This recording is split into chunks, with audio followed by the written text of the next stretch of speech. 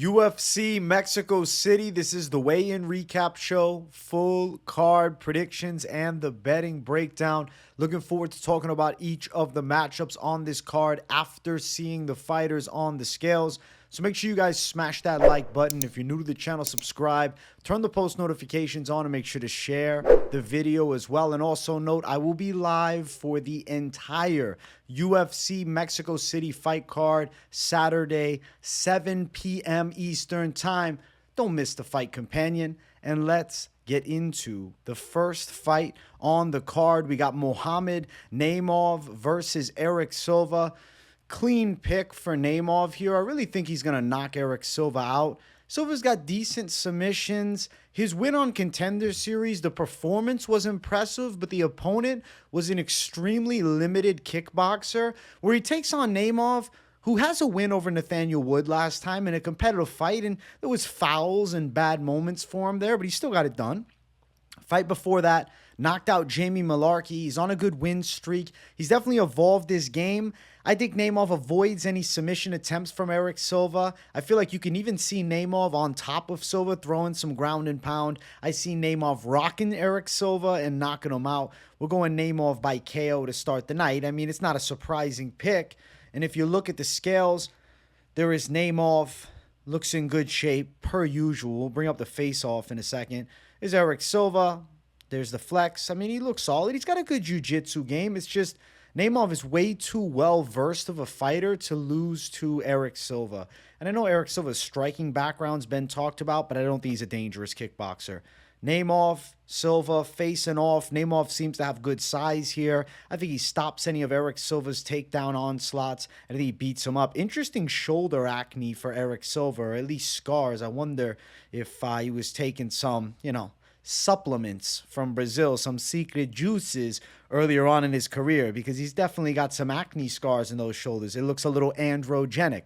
Regardless, Naimov in the UFC is getting his hand raised, and it's going to be a KO. Now, as far as the odds, Naimov is minus 550. There's no money line attack here. Silva plus 400, but I feel pretty certain that Naimov is getting his hand raised. Under 2.5 makes sense at minus 160. Let's see, Naimov via KO, plus 175. It's not that Erik Silva's any bit chinny, and it's not like Naimov's going to knock everybody out, but he has legit punching power. He's dangerous on the feet. He's strong and competent in the grappling. I think Erik Silva's getting beaten up here, and I think Naimov has a quality performance. Knockout win for Mohamed Naimov over Erik Silva, the 36-year-old prospect to start the night. Naimov for the win all day. Next fight on the card is Victor Altamirano versus Felipe dos Santos. The pick is Felipe dos Santos. I really think he's going to do damage to Altamirano. But the thing with Altamirano, I feel like I'm botching his name. I've heard it multiple times, but I can't get it the way that they're supposed to say it. I say it very Italian-like. You guys can tell me in the comments. I think Altamirano's going to get touched up on the feet, and I don't think, even if he is successful with some takedowns, he can do anything from top. I think Dos Santos is going to be dangerous from the bottom. Dos Santos is an exciting and explosive prospect. The thing with Altamirano is that he's durable. He is game. He has decent stand-up. Not the fastest guy, but does have a little awkward style where he can catch shots. I think Dos Santos and him could go the full 3 rounds, especially here at flyweight, though. Dos Santos seems to be a violent fighter with knockout potential written all over him. It's just, can he take the Mexican chin out? It's going to be a hard task. Let's look at the scales for both these guys. There is Dos Santos, slim, lean, ready to perform. Had a great debut against Manuel, even though he got rocked in that fight and lost. It was a gutsy performance, and he landed shots. There's Altamirano, who actually looks in great shape, too. He's shredded up. I think we're going distance here. I'm going to go Dos Santos decision as the official pick. Let's look at this face-off. And honestly, Altamirano looks to be of good size when they go face-to-face like this. There's Dos Santos on the other side. He looks intense. He's got a savage prospect look to him. I think there's a lot of potential there. I think his future is bright in MMA. And he's 10 years younger than Victor Altamirano. I think Dos Santos is a pretty sure winner. Minus 290 is a good parlay piece. Plus 245 for Altamirano.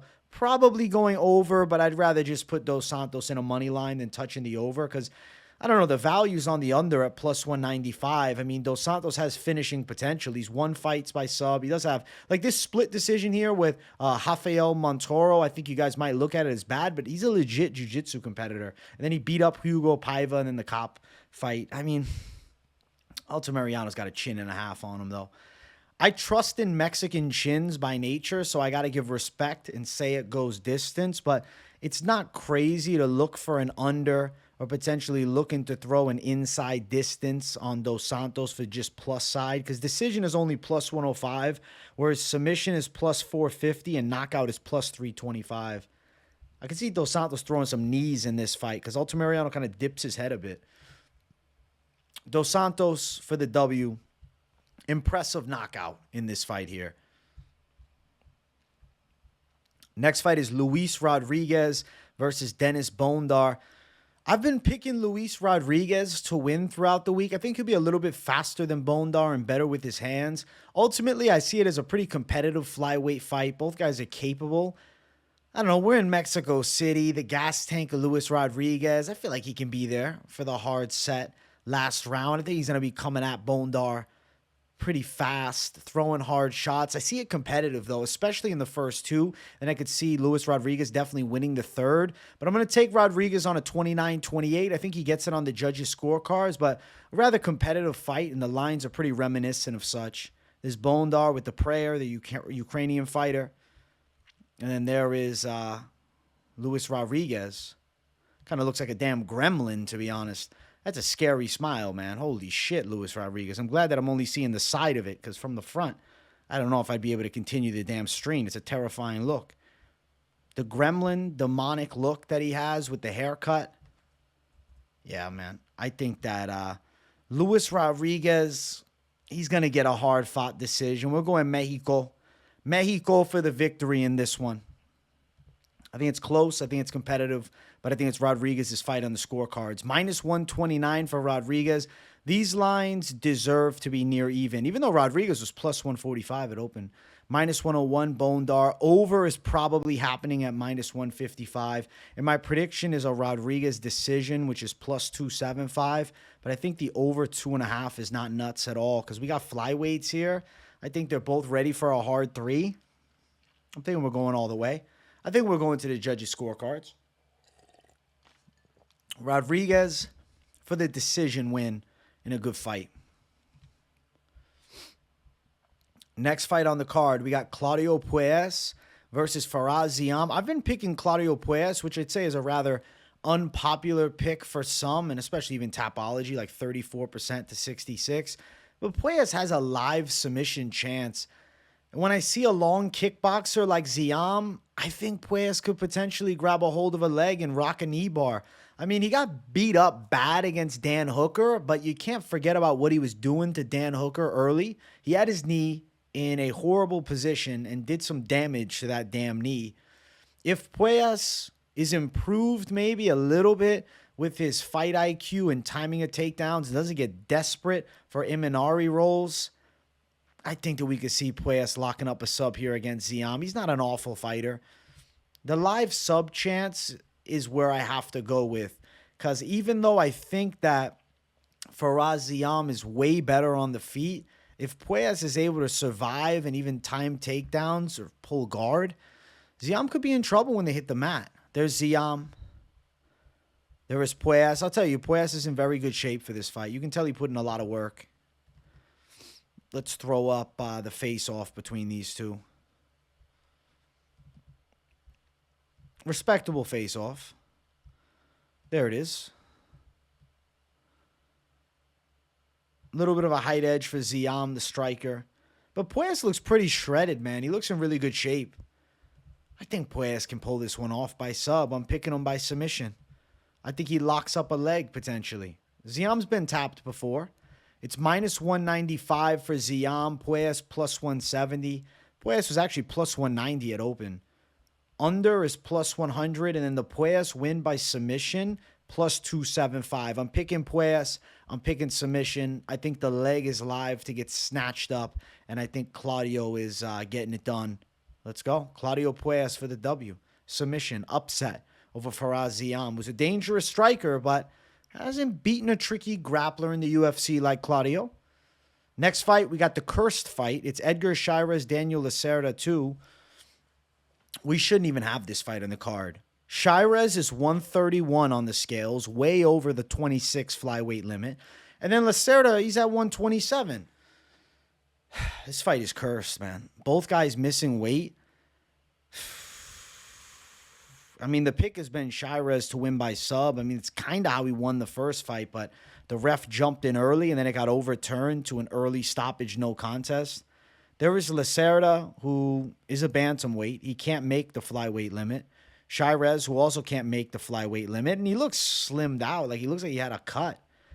It's not like he's got puffy cheeks where it's like, oh, he could have cut extra weight. It's just, I don't know, his body is, I guess, a 35er. I don't know what the hell happened.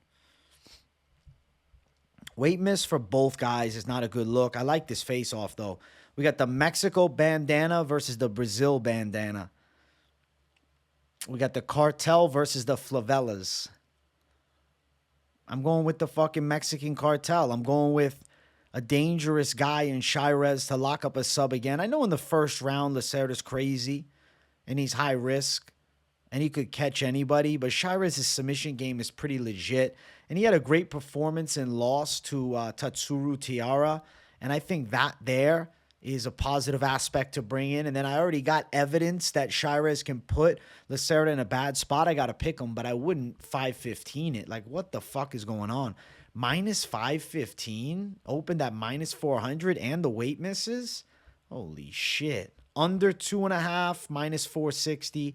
Under 1.5, minus 210. Cháirez by submission is my official pick. It's plus 195. I think he can lock up a sub in the first or second round. With Cháirez second round submission? Plus 700, plus 375 for the first. I think this fight ends in the first 2 rounds, and I think Cháirez is going to get his hand raised by sub. We're going Cháirez. We're going submission. I think he's locking something up on Lacerda again and beating him officially this time. Let's keep running up. Next fight on the card, we have Jesus Aguilar versus Mateus Mendonça. I'm picking Jesus Aguilar to out-wrestle, pressure, and outpace Mateus Mendonça in a hard-fought 3-round fight. Mendonça's a clean striker, and he's nasty from the outside. He's got a 71.5-inch reach, but I don't think he manages that range great. I think Aguilar, even though he's at a big disadvantage of the reach, he's used to that, and I think he'll put pressure on Mendonça and find ways inside. And then the physicality edge, I got to give it to Aguilar strength-wise. I'm picking him. We're going Aguilar by a decision. Let's look at the scales here. There is Mendonça with really shiny white teeth, or those veneers. Doesn't have the blue hair anymore, which I think could turn out to be a recipe for disaster. Then there's Aguilar, missing a tooth. Like, he looks like the real-life Nacho Libre. This is the real Nacho Libre.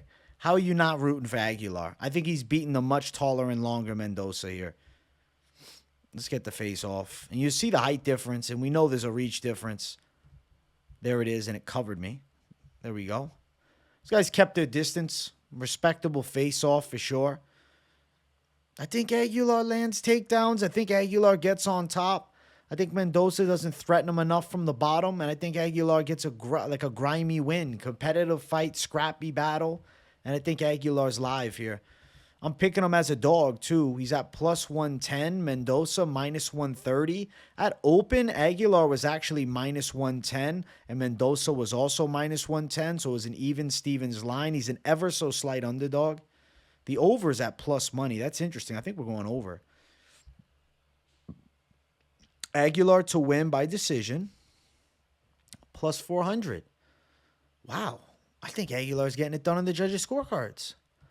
We want Aguilar to get a competitive win. Scrappy fight. I mean, Mendonça still went distance with Basharat, who's a damn stud.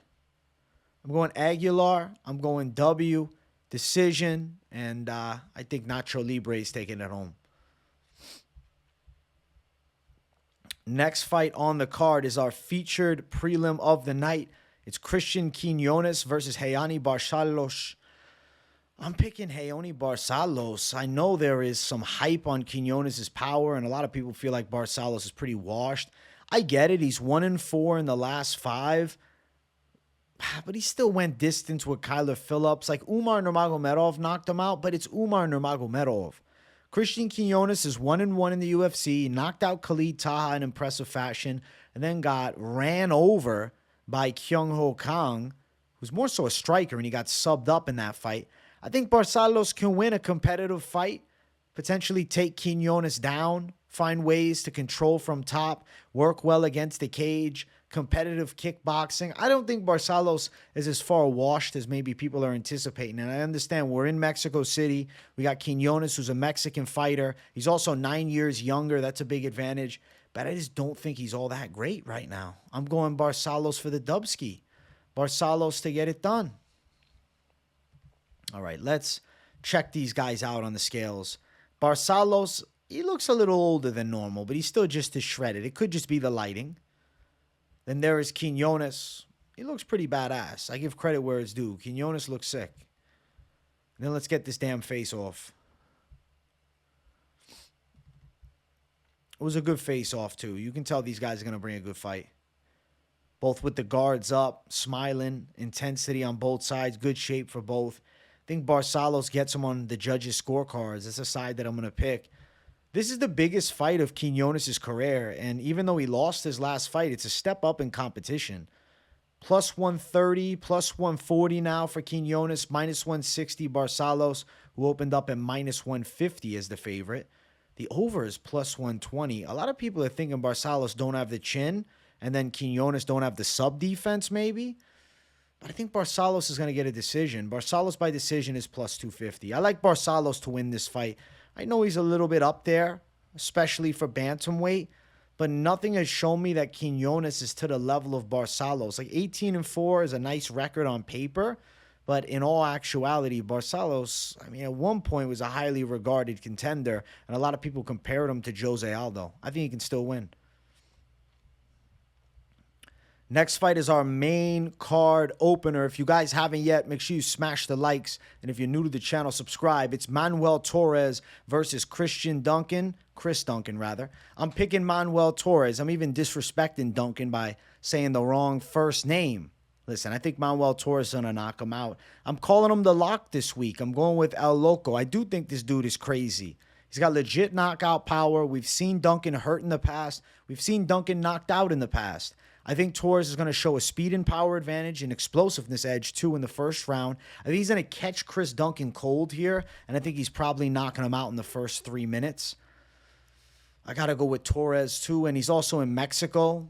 The gas tank questions could be there for Torres, but training in Mexico and then taking on Chris Duncan, who's training, at sea level, I got to go with Manuel Torres to potentially put a pace on Duncan later in the fight too, if need be. But I don't think it'll need be. I think he's going to catch Duncan in the pocket, and I think Manuel Torres is getting a highlight reel knockout. Looking at the odds for this fight, let's see where they sit. No, we're not looking at the odds. We're looking at the damn scales. What am I saying? There's Duncan shooting the pistols at the crowd. Then there's Manuel Torres with the flex. Dangerous prospect. I got to go with danger. I got to go with the prospect. I think Manuel Torres performs. I'm pretty hyped to see it. There's the face-off. Torres looks pretty cool with that hat, man. He's got some swag. Duncan's got the Scottish colors painted on his face. And I think Manuel Torres is going to knock the paint off. Torres, knockout, repping with Mexico this week. I think that he's getting his hand raised in impressive fashion. Manuel Torres is minus 183, the favorite at open. He was minus 200, but he was almost, even money. Nah, he was minus 110. He was even money for a little while. Now he's spread out to a minus 180 because I think a lot of people are thinking the same as I. He's going to catch Duncan inside and put him out in the first round. Under 1.5 is minus 205. Torres to win by KO is plus 150. Torres in round 1 plus 140. Torres by knockout in round 1 plus 250. Yeah, give me Manuel. Give me knockout. Give me impressive fashion and give me the lock of the week as Manuel Torres. Let's go. I'm feeling good about this one, and I think he's getting an impressive finish. I like the 28-year-old prospect. I don't think Duncan's got the speed for him on the feet. I think he's getting caught clean and dropped. Next fight is Yasmin Jauregui versus Sam Hughes. I'm picking Yasmin Jauregui, but Sam Hughes is so scrappy, and the fact that she's a disgustingly wide underdog doesn't make any sense to me. Jauregui is still unproven as a prospect. I mean, she looks nasty. Her speed is real on the feet. The kickboxing is smooth. Seems like she's well-rounded. The thing with Sam Hughes, though, she's got high pace, ready for a hard 3 rounds, and can overcome adversity. So I don't love Jauregui's line. I think that it's a stupid line. I do think she's going to end up winning the fight. Sam Hughes is always overlooked by the bookies. She's always an underdog. Let's look at the scales. There is Sam Hughes, shredded, ripped up, and ready to go. Then there is Jauregui, who also looks pretty shredded too. She's in great shape for this fight. Let's see here. Let's look at the face-off. It was a pretty respectable face-off. No frills. It was a no-frills face-off. There it is. Sam Hughes' game, though. Sam Hughes' game. Facts are facts. Sam Hughes has proven that she's game AF. She had a rough go in her early UFC career. So, like, I could not in the right mind even touch Jauregui at minus 600. Sam Hughes, as the underdog side, is a lot more of an alluring bet because these lines are a falsehood. This is not what the fight is. The fight is the Rodríguez-Ortega line. Jauregui should be a minus 140 favorite, even up to minus 180. But she should not be 6-1 here. If the lines prove me wrong and they're this correct, I think Jauregui needs a first or second round knockout. She needs to not even let Sam Hughes into the damn fight. But Sam Hughes' game.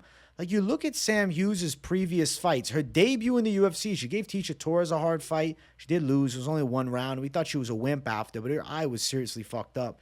Luke Bume got a decision. Pinheiro got a decision. These are all high-caliber girls.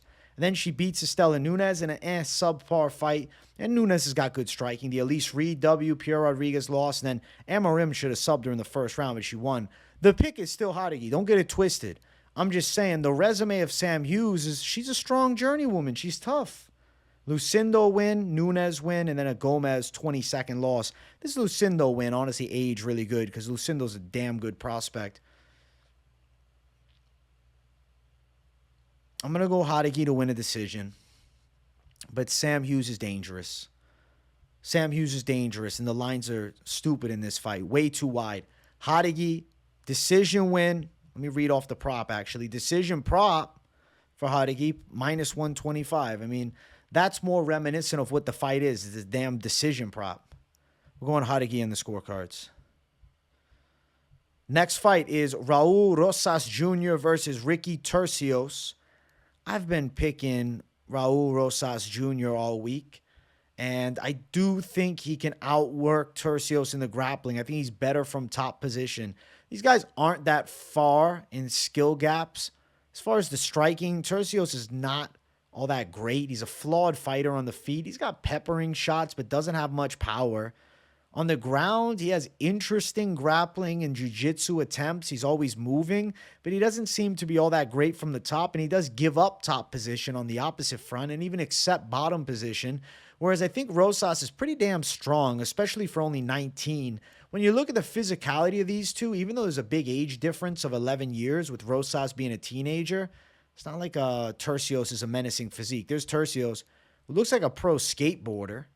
Kind of looks like he's got the Tony Hawk cut. Maybe Justin Bieber is the right word, but he looks like he's rocking Tony Hawk gear in 2008. There's Rosas, and then we're going to do the face-off between Bert and, Ernie over here. Rosas and Turcios.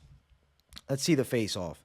Bro, if you look at these two side by side, I believe they're both in the 11th grade. Rosas even looks a little bit older with a more chiseled, muscle-mature physique.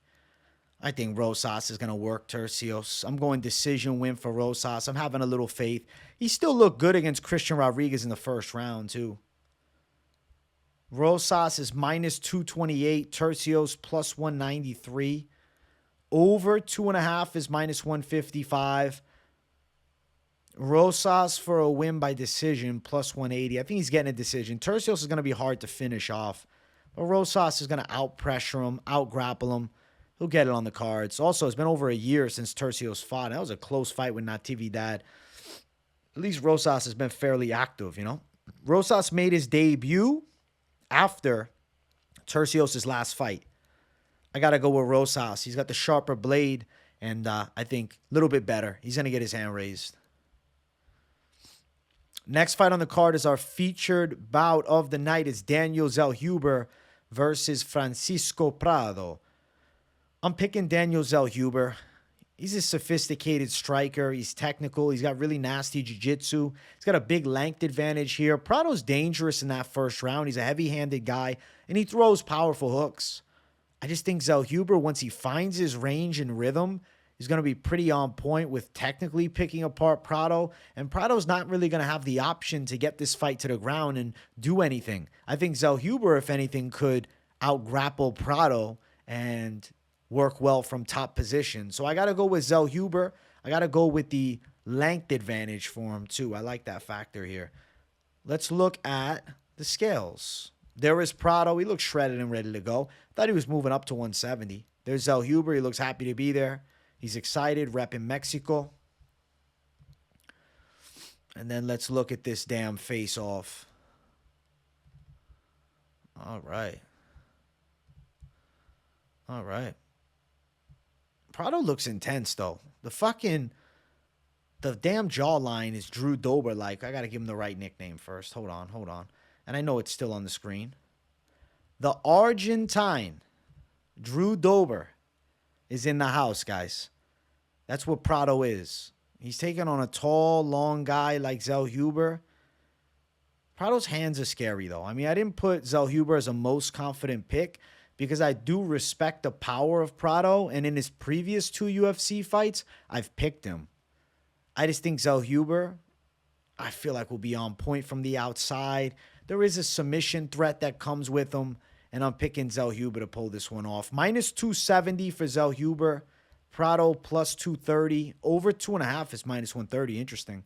The under is plus 100. I'm feeling like there's a finish here. Zellhuber by sub, I know it's up at plus 500, but if he touches Prado up, he could find the submission. Prado by knockout, which is his most likely method, is plus 425. And then Zellhuber by a decision, plus 165. We're going Zellhuber on the scorecards. Or excuse me, Zellhuber. Am I going on the scorecards? Earlier in the week, I was going sub. The scorecards just feels like the right move right now. I think it's because Prado was impressive on the scales, and he looks like game AF. Zellhuber decision is going to be the official pick right now, but I called sub earlier. The sub prop is decent. I think it's going to be a hard fight in the first for Zellhuber because Prado's dangerous early. But once Zellhuber finds range, he'll be successful. I think sub or decision are the live methods of victory here. We're going with Zellhuber getting his hand raised, though. I'm picking him. I believe in the prospect. Next fight is our co-main event of the evening. Yair Rodríguez versus Brian Ortega 2. I'm picking Yair to beat Ortega for a second time. It's not that Brian Ortega is a flawed fighter, but he hasn't looked good in a long time since that zombie win way back. Almost, 3.5 years ago? And then you lose to the champion Volkanovski, and then you lose to Yair, shoulder injury, and now he's been having shoulder surgeries and stuff. So his body, I think, is taking a beating. He's also 33 years of age. He's not old, per se, for the division, but he's not been active even since 2018. There's 5 fights. Yair Rodríguez is dangerous. I know he lost Alexander Volkanovski in pretty brutal fashion, but he had an impressive little streak going. He gave Max Holloway a difficult fight and then a win over Ortega, which was injury, but he was doing well on the feet. Then he beat up Josh Emmett. I think Yair Rodríguez can wear on Brian Ortega striking-wise. He beats him up, wears him down. I think his openings will be found. And I think Yair could end up putting Ortega to sleep. Now, I know that Ortega is historically durable, and there's a chance that he just gets the shit kicked out of him for a full 5. But I could see Yair putting his lights out in this fight. Now, as far as the scales between these two guys, we'll look at them. There is T-City, Brian Ortega. He's got the long hair. He looks ready to go. And then there is Yair Rodríguez, who looks excited. And we had, like, not even a face-off between these two. We had a moment of embrace pre-fight between these two guys, which honestly I respect. You know, both guys Mexican blood. Both guys respect each other. Yes, they fought once before, ended in injury. I'm excited to get, a clean winner here. And I just think it's Yair's time. Not that Ortega looks soft in the middle, but he looks older. I don't know how to describe it. There's something in his face. I don't love the body language. I just have been feeling like Ortega's game, and there's a chance he goes distance, but I just have a hard time seeing him beating Yair Rodríguez, who right now I feel like is really primed. And on paper, a way better fight for Ilia Topuria. So if Yair Rodríguez is to win, a potential Ilia Topuria title fight looming could be pretty sick. Rodríguez is minus 141, Ortega plus 121. Over 2.5, minus 175. I think the over 2.5 is live. Definitely like over 1.5. Yair via KO is plus 215. What's a third round knockout for Yair? Let's see. Plus 1,300. What's fourth? Plus 1,600. Interesting. And a decision for Yair is up at plus 275. It's close money, though. So if you like Yair to win and you don't want to risk it on a potential prop or a certain round, which is probably the better method a lot of the time, minus 140 money line, I think Yair Rodríguez should be a winner. I think he looked damn good on the scales. I think that he looked confident as hell. He's the one that chose to embrace Ortega. It just seems like Ortega's going to run into trouble. I know he landed the throw in the last fight at the end, right before the injury of the arm. Rodríguez was touching him up in the feet, and he was shooting for an armbar. We got to go Yair Rodríguez. I think the stand-up is dangerous, and I think the grappling defensive capabilities will be there. So we're going with Rodríguez for the win. Main event of the evening. If you guys haven't yet, make sure you smash the likes, and if you're new to the channel, subscribe. We got Brandon Moreno versus Brandon Royval 2. I'm picking Brandon Moreno in a battle of Let's Go Brandons. We're going Moreno for the W a second time.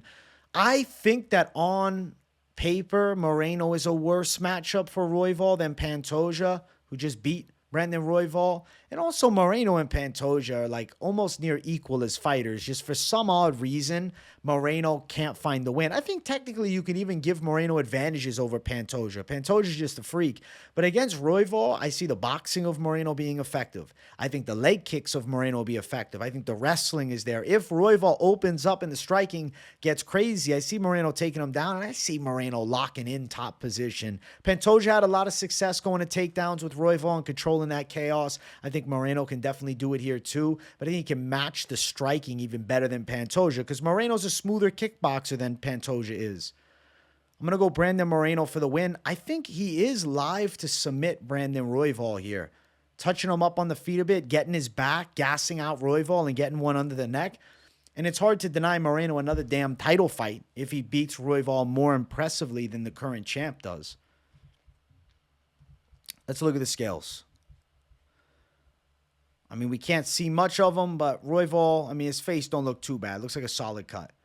Then we got Moreno on the other side, excited, happy, looking forward to victory, looking forward to, maybe getting the UFC Lego belt after this thing. We'll get him a Mexico City Lego belt. Let him build it. Moreno's a gem, man. He's a good dude. I like Brandon Moreno. There is the face-off between these two. I respect my opponent a lot. I look forward to it. I think that Royval is good, but I'm going to be the winner, and I will be champion one day. I believe in him to pull it off again. I think he's doing it a second time. This time, though, I'm thinking the sub is live. I know he got the injury stoppage last time. It is what it is. Let's double-check that. I don't want to mismark it. But, yeah, I'm like 99% sure it's what I'm seeing. Where are we at here? This is, damn, bro. We're at years ago now when they last fought. It feels more recent than that. Ground and pound. What am I saying? I mean, he has shoulder injury, ground and pound. Yeah. Yeah, shoulder injury, ground and pound. I remember that fight clearly. But it's like Raw Dog Royval, as crazy as he is with his style, I feel like a guy who fights like Moreno just has success with that. Minus 280, Moreno. Plus 240 for Royval. Let's see. Over 3.5, minus 145. Moreno to win by a sub is all the way up at plus 325. I mean, inside distance isn't crazy either. Plus 125. But I think he can get Royval's back and strangle him, man. You could rock him with a big punch. Minus 280 is not a bad line for Moreno. I think he's going to look like more like a minus 400. And I like Brandon Moreno to win this thing. I'm picking him in the main event. He's getting it done, and he's back in title contention again. We'll see what they end up doing, because at the top of flyweight, we got a damn quadrilogy on the way. Let's talk parlays to finish it out. What am I doing? I'm making myself look strange for no reason. There we go. This is it right here. Moreno dos Santos, I love. I think there's a high probability of this one hitting. I also have been feeling Yair Rodríguez's side, especially after the weigh-ins. I think there's a good chance he wins. Manuel Torres to get it done via knockout. I needed that plus. There we go. Plus 588. And then what are we doing? Do we throw Puelles? Plus 1792. Menace to Society parlay. We'll take out Puelles. Naimov should probably get the win too. Plus 726. You don't want Torres in your lineup. You don't want to risk a prop. You don't want to play the lock. Listen, I understand. Plus 275. Still with these four, which I think has a high probability of coming to fruition. Bondar and Rodríguez and over here. Over 2.5. Plus 505. Tell me if I'm crazy, but I'm also thinking, what if we put the over in this Mendonça fight at plus money? Plus 1232. I know that I also like the underdog, Aguilar, plus 1196 with just him. That over's nice, though. Prado Zellhuber over 1.5. Yeah, it's probably going over 1.5. Plus 808. We're coming up with a little something crazy here. Slight madness. Now, I like Moreno dos Santos 2 money lined. I like the over rounds that I have set with the, Bondar Rodríguez fight and with the over 1.5 in Zellhuber Prado. Naimov, obviously, he's just a big favorite at minus 500. The reason I left Cháirez out is because this fucking gnarly weight miss. I guess if I want to be ballsy, I just go, you know what we could do, though? Under 2.5 is probably happening. Plus 10-10. I mean, I know it's a big line, but it's probably going under. Some over-unders, some money lines. It's not a bad look. Plus 29.53 with Puelles on top of it. And we throw Loco Torres. Plus 4860. All right. But yeah, on the safer side of things, I do like Moreno to win in the main event. And I do like Dos Santos early a lot. Even throwing in that over, though, if this flyweight fight makes sense to me. I think there's a high chance it comes through. The over there. Even if you want to just go over early, right? We go, what, plus 116. We go Naimov. We're going to hit all 3 in a row. Naimov, Dos Santos in the over. Plus 159. If you just want to prelim it up. But, main event with Moreno, him losing just is hard for me to fathom. I'd be shocked if he lost in all actuality. I just don't think it's going to happen. I think he's winning. Plus 725. Look at that. Look at that rundown. Look at that rundown. Little Puelles at the end. No, that's Cháirez. Little Puelles, what? Plus 2168. Puelles by sub. If you just want to be a fucking animal. Puelles by sub here, what? Plus 360. Then it would bring you huge plus money. But at this point, shrink the parlay down a bit. Puelles by sub, I'm making the prop parlay right now. The D-Gen of D-Gen prop parlays. We're doing it right this second. Fuck it. All right. Puelles by sub. Where's my boy? Boom. Plus 360. And we're going to go Torres by KO. All right. Plus, what's that? Plus 120. Now we got plus 912. Cháirez Lacerda under 2.5. Look at that. Let's go with that to close it out. Plus 1137 for that savagery. And then, just to put it, a little steel fence on it, let's go Felipe dos Santos like an animal. Let's go Brandon Moreno. Boom. Straight degenerate prop and an under action that I like here. That's the parlay section, guys. I hope you enjoyed it. Much love to my people. I hope you guys enjoyed the weigh-in recap show. No live stream today, if you were wondering. I'm going to go live like all day tomorrow, so I'm taking a day off to myself. But tomorrow, we got dual fight companions. First, I'm doing PFL versus Bellator champs, and then I'm doing UFC Mexico City. So hang out with me all day tomorrow. Be live streaming and play-by-playing it up for 2 major cards, and I'm looking forward to it. Smash the likes here. If you're new, subscribe. Let me know if you got any pick flips. Personally, no pick flips for your boy. If you're nothing to say in the comments, but you just enjoy the content, as always, drop a W in the chat to boost the algorithm. Much love, my people, and I will see you all in the next one. Peace.